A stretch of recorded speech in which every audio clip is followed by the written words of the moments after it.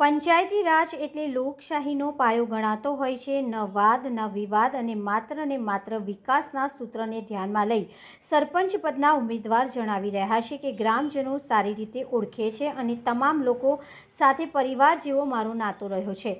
ચૂંટણી એક સામાન્ય પ્રક્રિયા છે અને એ શાંતિથી તેમજ સરળતાથી પાર પડે તેવી અપીલ સાથે ગ્રામ્ય પંચાયત ધાણેટીના ઉમેદવાર ઘરે ઘરે જઈ લોકસંપર્ક કરી બહોળી સંખ્યામાં વધુને વધુ મતદાન થાય તે માટે બે હાથ જોડી વિનંતી કરી રહ્યા છે। આજે ધાણેટી ગામના સરપંચ પદના ઉમેદવાર તેમજ તેમની ટીમ દ્વારા મીડિયા સમક્ષ માહિતી આપવામાં આવી હતી। ખૂબ સરસ માહોલ છે। ધાણેટી ગ્રામજનોને મારી એક વિનંતી છે, વધુમાં વધુ મતદાન કરજો, વધુથી વધુ મત આપીને મને ભવ્ય વિજય બનાવજો। અને આ એક ચૂંટણી છે, એક પ્રક્રિયાથી જેમ ગામ લોકોને એક મારી વિનંતી છે, ખૂબ શાંતિ અને લોકપ્રિયતાથી ચૂંટણીની રીતે ચલાવજો। ખૂબ સારા અનુભવ છે। ધાણેટી ગ્રામજનો સાથે મારો ખૂબ સારો એવો નાતો છે, ઘરનો જ છે, પરિવાર આખો પારિવારિક નાતો છે, એટલે બધા વાકેફ છે, ઓળખે છે અને અગાઉના કામો છે એનાથી પણ વાકેફ છે। પછી અમારો એક સૂત્ર છે, ન વાદ ન વિવાદ, માત્ર ધાણેટીનો વિકાસ, એ યાત્રાને આગળ લઈને નીકળ્યા છે અને લોકસંપર્ક ચાલુ છે। આજે પણ લોકસંપર્ક કરવાના છીએ। લોકશાહીનું પર્વ એટલે મૂળ જોઈએ તો પાયો કહેવાય। ગ્રામ પંચાયતની ચૂંટણી એટલે પાયોનું કહેવાય। એટલે ગ્રામ પંચાયતની ચૂંટણી જ્યારે ચાલુ થાય ત્યારે ખરેખર લોકોએ નક્કી કરવાનું કે આવતું ભવિષ્ય પોતાનું ગામનું કેવું હશે એમ નક્કી કરવાનું છે।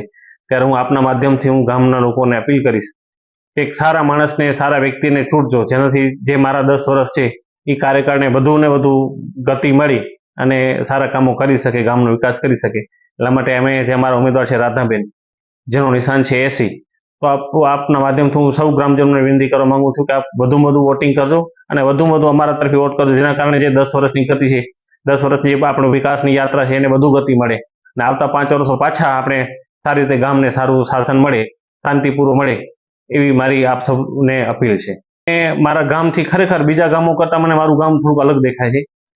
હું અત્યાર સુધી ખરેખર જે 10 વર્ષ મારા ગયા, મેં 2 વખત ઇલેક્શન લડ્યું છે। અત્યાર સુધી 2 વખત હું ઇલેક્શનથી જ 10 વર્ષ મેં સરપંચ નિભાવી, પણ એમાં મારા ગામમાં જે લોકો મારી સામે ઇલેક્શનમાં લડતા હતા, જે પ્રતિપક્ષના લોકો હતા, મને સુખ ને સંતોષ એ વસ્તુ છે કે મારા ગામમાં ક્યારેય વાદ વિવાદ નથી થયું। 10 વર્ષમાં જે મારી સામે ચૂંટણી લડે એ પણ 5 વર્ષ ભૂલી જાય, પછી ચૂંટણી પત્યા પછી કોઈ જાતનો વાદ વિવાદ નહીં, જે પણ કામ થતું એમાં સૌ સાથે મળીને વિકાસની ગાથાને બધા સાથે મળીને વણી છે। ત્યારે હજી પણ હું આશા રાખું છું કે જે કાંઈ ચૂંટણીમાં રિઝલ્ટ આવે એમાં સૌ સાથે મળી પાછા ગામના વિકાસમાં સૌ સાથે રહેશે એવી અપેક્ષા છે મને। અપીલ તો એ જ કે ભાઈ લોકશાહીનું પર્વ છે તો સૌએ આને ઉજવવો જોઈએ અને સૌએ વોટિંગ પોતાની દિલથી કરવી જોઈએ, સારો માણસ છૂટવો જોઈએ એવી મારી અપીલ છે। બીજું કે ચૂંટણી ઘણા લોકો પોતાના મગજમાં બેસી જાય અને ચૂંટણી પછી ભૂલી નથી શકતા।